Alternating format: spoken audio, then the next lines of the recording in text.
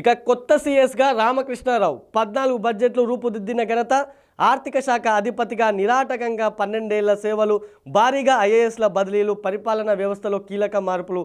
CM కార్యాలయానికి జయేష్ రంజన్, స్మితా సబర్వాల్కు పాత స్థానం. ఇక్కడ మనం చూడొచ్చు ప్రస్తుతం ఉన్న సీఎస్ పదవీకాలం ఈ నెల 30తో ముగియనుంది. అయితే ఈ నేపథ్యంలో కొత్త సీఎస్గా ఎవరిని నియమిస్తారని గత కొన్ని రోజులుగా చర్చ జరిగింది. పలు పేర్లు తెరపైకి కూడా వచ్చాయి. ఈ నేపథ్యంలోనే ఆర్థిక శాఖ ప్రత్యేక ప్రధాన కార్యదర్శిగా ఉన్నటువంటి రామకృష్ణరావుని ఇక్కడ మనకు సీఎస్గా నియమిస్తూ నిన్న ప్రభుత్వం అయితే ఉత్తర్వులు జారీ చేయనుంది. మే 1న ఈయన బాధ్యతలు చేపట్టనున్నారు.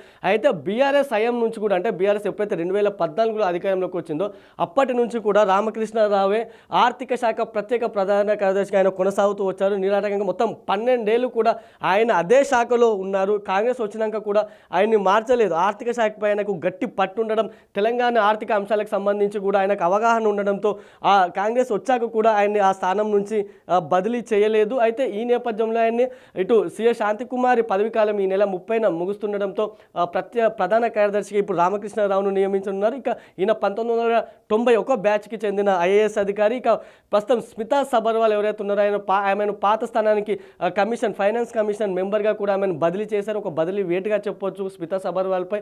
అదేవిధంగా పరిశ్రమల శాఖ కార్యదర్శిగా ఉన్నటువంటి జయేష్ రంజన్ మళ్ళీ సీఎంఓలోకి వచ్చాడు. సీఎం రేవంత్ రెడ్డి తన పేషీలో ఉంచుకున్నారు. ఆయనకు ఒక సపరేట్ సెల్ కూడా ఏర్పాటు చేశారు పారిశ్రామిక విధానానికి సంబంధించి.